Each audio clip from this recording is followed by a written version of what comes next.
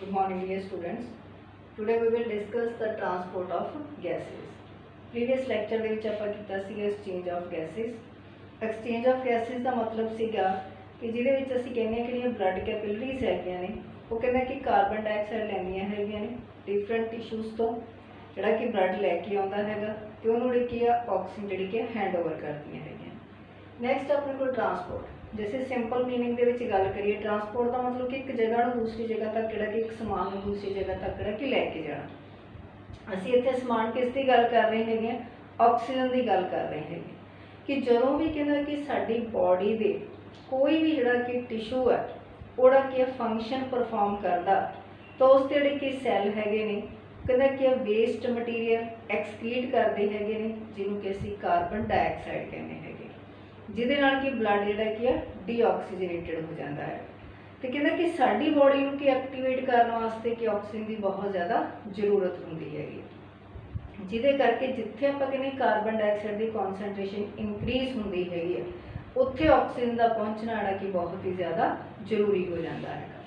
तो इस करके असीं गल कर रहे हैं ट्रांसपोर्ट ऑफ गैसिज की कि ऑक्सीजन का उस पार्ट तक जाना तो कार्बन डाइऑक्साइड का उत्थों कि वापस आना। सब तो पहला आप गल करांगे transport of oxygen in the blood. तो ये अपने को दो वे होंगे हैगे ने जिहदे नाल कि जिहड़ी कि ऑक्सीजन आ वो जिहड़े कि आ डिफरेंट पार्ट्स तक जिहड़ी कि पास ऑन करनी हैगी। सिंपल मीनिंग दे विच आपां गल करिए कि जिहड़ी ऑक्सीजन आ सब तो पहला कि लंग्स कोले आउणी हैगी। लंग्स तो कि ब्लड ने किया हार्ट तक लैके जानी हैगी। हार्ट ने उहनूं कि डिफरेंट बॉडी पार्ट्स तक जिहड़ा कि पास ऑन करना है। लेकिन जिहड़ा ब्लड है ਉਹਦੇ ਵਿੱਚ ਵੀ ਆਪਾਂ ਨੂੰ ਪਤਾ कि डिफरेंट ਜਿਹੜੇ कि ਕੰਪੋਨੈਂਟਸ ਹੁੰਦੇ ਹੈਗੇ ਨੇ ਜਿਹਦੇ ਵਿੱਚ ਆਪਾਂ ਕਹਿੰਦੇ ਹੈਗੇ ਆ ਕਿ ਆਰਬੀਸੀਜ਼ ਵੀ ਹੁੰਦੇ ਹੈਗੇ ਨੇ ਪਲਾਜ਼ਮਾ ਵੀ ਹੁੰਦਾ ਹੈਗਾ ਪਲੇਟਲੈਟਸ ਵੀ ਹੁੰਦੇ ਹੈਗੇ ਨੇ ਡਬਲਯੂਬੀਸੀਜ਼ ਵੀ ਹੁੰਦੇ ਹੈਗੇ ਜਿਹਦੇ ਵਿੱਚ ਜਿਹੜਾ ਕਿ ਆ ਮੇਨ ਰੋਲ ਪਲੇ ਕੌਣ ਕਰਦਾ ਹੈਗਾ ਦੈਟ ਇਜ਼ ਦਾ ਆਰਬੀਸੀ ਜਾਂ ਜਿਹੜਾ ਆਪਾਂ ਕਹਿੰਦੇ ਕਿ ਬਲੱਡ ਦਾ ਲਿਕੁਇਡ ਪਾਰਟ ਹੁੰਦਾ ਦੈਟ ਇਜ਼ ਦਾ ਪਲਾਜ਼ਮਾ। ਤਾਂ ਸਭ ਤੋਂ ਪਹਿਲਾਂ ਆਪਾਂ ਗੱਲ ਕਰਦੇ ਹੈਗੇ ਆ transport of oxygen the as ਡਿਜ਼ੋਲਵਡ gas. Dissolve कि होगी कोई भी चीज़ जी आप कहने कि लिक्विड होगी इसका मतलब कि आ ब्लड के कि आ प्लाजमा अपने को यह जहा कंपोनेंट होंदा हैगा जिहड़ा कहना कि लिक्विड फॉर्म के होंदा हैगा ते 3% जी कि ऑक्सीजन है वो प्लाजमा के डिजोल्व होकर कि आ डिफरेंट टिशूज तक जी कि पास ऑन होंदी हैगी। सैकेंड है बेटा act as a oxyhaemoglobin. Oxyhaemoglobin का मतलब कि ऑक्सीजन की अफिनिटी है टेंडेंसी है कि ऑक्सीजन के नाल ते कार्बन डाइऑक्साइड के नाल कहना कि अटैच कर जाती हैगी जिस करके कहना कि 97% ऑफ जी ऑक्सीजन है वो कहना कि हीमोग्लोबिन द्वारा जी पास ऑन होंगी। और हीमोग्लोबिन की है साडा जिहड़ा कि रैड ब्लड कारपसल्स हैगे ने उहदे विच पिगमेंट पाया जाता है जिन्हों असीं हीमोग्लोबिन कहने हैं। जदों हीमोग्लोबिन की ऑक्सीजन के नाल कंबाइन कर जाता that perform the oxy haemoglobin जिहड़ा आपां कहने कि कैरियर के तौर पर काम करता है ट्रांसपोर्ट के तौर पर काम करता है।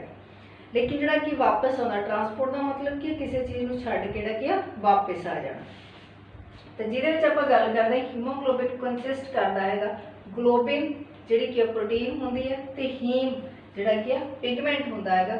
जिहड़ा हीम पिगमेंट है that contains the 4 molecules of iron. तो जो भी आप कहने हैं कि ऑक्सीजन जिहड़ा कि अटैच करना हैगा किहदे नाल अटैच करना हैगा हीमोग्लोबिन के हीम पार्ट दे नाल हीमोग्लोबिन के आयरन जिहड़े कि मॉलिक्यूल्स हैगे ने उन्हां दे नाल जिहड़ा कि अटैच करना हैगा। इस करके असीं कह सकते हैं कि हीमोग्लोबिन दे विच कि 4 आप कहने कि आयरन मॉलिक्यूल्स पाए जाते हैं एटम्स पाए जाते हैगे ने उन्हां एटम्स के नाल कि ऑक्सीजन का एक मॉलिक्यूल जिहड़ा कि अटैच हुंदा है। इस करके हीमोग्लोबिन का कि अपने को एक मॉलिक्यूल किया 4 मॉलिक्यूल्स की ऑक्सीजन दे कि लैके जाता है। Pigment contains 4 atoms of iron. Oxygen ते हीमोग्लोबिन कंबाइन कर दिया ने मैं तुहानूं पहले क्या है अपने को हीमोग्लोबिन हैगी ऑक्सीजन जो ये कंबाइन कर दिया that perform the oxyhaemoglobin. आ मैं तुहानूं कोल एरो दिखाए ने इन्हां दा मतलब की जी आप कहने कि रिवर्सीबल है। रिवर्सीबल का मतलब की ऑक्सीजन नूं छड्ड के जी वापस आउंदी है किहनूं लैके वापस आउंदी है कार्बन डाइऑक्साइड। जिहड़ा नॉर्मल परसन हुंदा हैगा उहदे विच बेटा आपां नूं पता है कि 15 ग्राम जिहड़ा कि हीमोग्लोबिन हुंदा हैगा 100 ml ब्लड दे विच जिहदे विच आपां कहने कि 1 ग्राम जिहड़ा की है HB बाइंड करदा 1.34 ml ऑफ द ऑक्सीजन।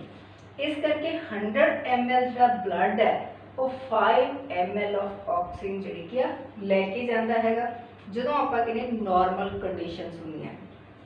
लेकिन जो बेटा की आ बहुत ज़्यादा कि स्टर्नस एक्सरसाइज होंगी हैगी या बहुत ज़्यादा असीं कि सख्त काम करते हैं तो उस दौरान कि साढ़े टिशूज़ है ज़्यादा कार्बन डाइऑक्साइड की सिक्रीट करते हैं पैदा करते हैं जिस करके ज़्यादा ऑक्सीजन की जरूरत पैंदी हैगी क्योंकि जो साढ़े मसल्स है उन्होंने ज़्यादा लोड़ पैंदी है क्योंकि उन्होंने ज़्यादा कार्बन डाइऑक्साइड रिलीज़ होंगी है उन्होंने ज़्यादा लोड़ होंगी है उस थोड़े कि ऑक्सीजन लैन वास्ते जिहदे करके आपां कहने हैगे कि एक्सरसाइज के दौरान या स्टर्नस वर्क के दौरान 15 ml जी की ऑक्सीजन जी की पहुँचाई जाती हैगी 100 ml ऑफ ब्लड द्वारा।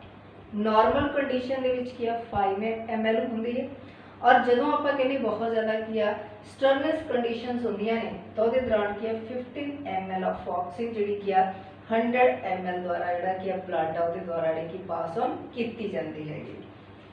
दूसरा बेटा अपने को ऑक्सीजन हीमोग्लोबिन डिसोसिएशन कर डिसोसिएशन का मतलब की होंदा है जिथे जरूरत है, जो मतलब पहले क्या है कि ऑक्सीजन बाइंड करती है हीमोग्लोबिन के नाल जिथे जरूरत हैगी है। जरूरत कितने होगी जिथे कार्बन डाइऑक्साइड ज़्यादा हैगी, जिथे जरूरत होगी तो जो हीमोग्लोबिन है उन्हें डिसोसिएट कर देना। डिसोसिएट का मतलब क्या अपने नालों ऑक्सीजन जोड़ा क्या तोड़ देना है।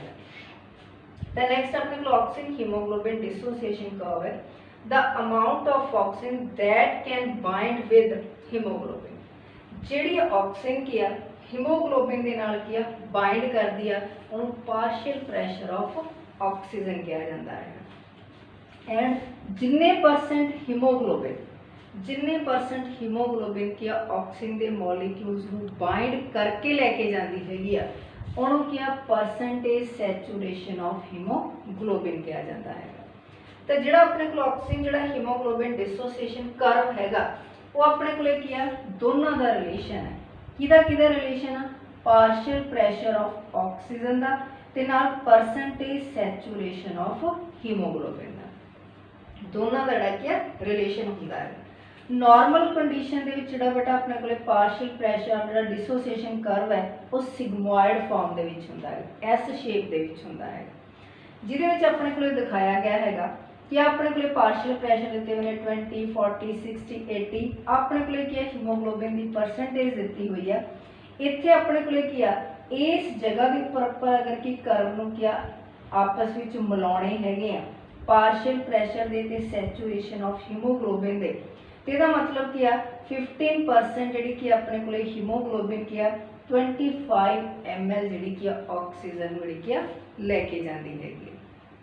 इस तरीके बेटा की जो आप कहने स्टर्नस कंडीशनस आउंदियां हैगियां ने तो उस दौरान की कॉन्सनट्रेशन जी कार्बन डाइऑक्साइड की इंक्रीज होगी जिसके दौरान बेटा क्या दो फैक्टर्स अपीयर अप करते हैं factors affecting oxygen haemoglobin dissociation curve. वो फैक्टर की ने अड़े मैं तुहानूं डॉटेड फॉर्म के दसे ने कि जो अपने को कार्बन डाइऑक्साइड की कॉन्सनट्रेशन ज़्यादा हैगी तो उस दौरान हीमोग्लोबिन ने किया अपने ऑक्सीजन को डिसोसिएट करना है तोड़ना है जिदे करके कि कर्व हैगा वो किया शिफ्ट टू राइट वाले पास क्या मुड़ जाना है।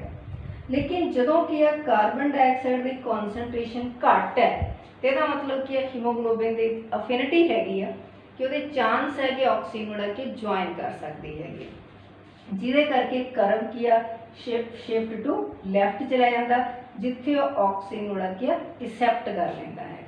हुण इन्हां दोनों कंडीशन दे विच किहड़े अपने कोले कंडीशनस अप्लाई होंदियां ने सब तो पहला शिफ्ट टू राइट वाले पासे मुड़दा है जिहदे विच आपां कहने partial pressure of carbon dioxide increase होंदा है। हाइड्रोजन जिहड़ा अपने कोले की कॉन्सनट्रेशन जिहड़ी की इंक्रीज होंदी हैगी जिहदे नाल की ब्लड की पीएच वैल्यू जी डिक्रीज होंदी है तो टैंपरेचर जिहड़ा कि इंक्रीज होंदा है। अगर ये चार कंडीशन जिहड़ियां कि अपीयर अप होंदियां ने तो उस दौरान कि कर्व है वो कि शिफ्ट टू राइट जाऊगा क्यों क्योंकि उत्थे कार्बन डाइऑक्साइड वध हैगी है जिहदे करके ऑक्सीजन की जरूरत हैगी तो हीमोग्लोबिन की करूँगा अपने कि ऑक्सीजन जोड़ा कि डिसोसिएट कर दूगा ब्रेक डाउन कर दूगा। तो उसके दौरान जो कर्व है शिफ्ट टू राइट चलिया जाऊगा। दूसरा बेटा अपने को शिफ्ट टू लैफ्ट। उल्ट हो गई सारी कंडीशन कि पार्शियल प्रैशर कार्बन डाइऑक्साइड का जोड़ा डिक्रीज होना चाहिए, एच पॉजिटिव कॉन्सेंट्रेशन जी डिक्रीज होनी चाहिए, लेकिन पी एच जी इंक्रीज होनी चाहिए है। नाल दी नाल कि टैंपरेचर जो डिक्रीज होगा, अगर एक कंडीशन अपीयर अप होंदियां ने तो उसके दौरान जो कर्व है दैट शिफ्ट टू लैफ्ट वाले पास चलिया जाता है। और जिथे आप गल करते हैं डिसोसीएशन ऑफ ऑक्सीजन की, वो बोहर इफैक्ट है। बोहर इफैक्ट का मतलब की है, जो कार्बन डाइऑक्साइड की वाटर के नाल मिलती हैगी तो एक कार्बोनिक एसिड परफॉर्म करती हैगी। कार्बोनिक एसिड फिर क्या ब्रेक डाउन करता है एच पॉजिटिव आयन तो HCO3 नैगेटिव आयन।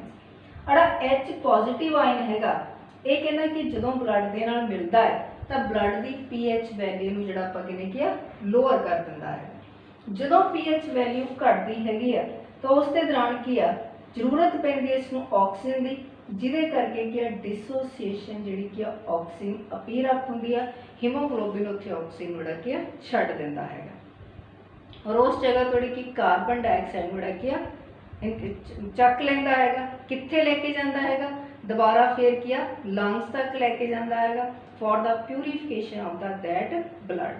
प्यूरीफाई उन्हें किहदे द्वारा होना है, जो लंग्स के ऑक्सीजन होगी उन्होंने किया जो अपने को एक्सचेंज ऑफ गैसिज किया उतों ऑक्सीजन को लेना तो कार्बन डाइऑक्साइड की हैंड ओवर कर देनी है, जिस दे नाल कि डिफरेंट बॉडी पार्ट्स तक जोड़ा ऑक्सीजनेटेड ब्लड जोड़ा पास ऑन हो सके।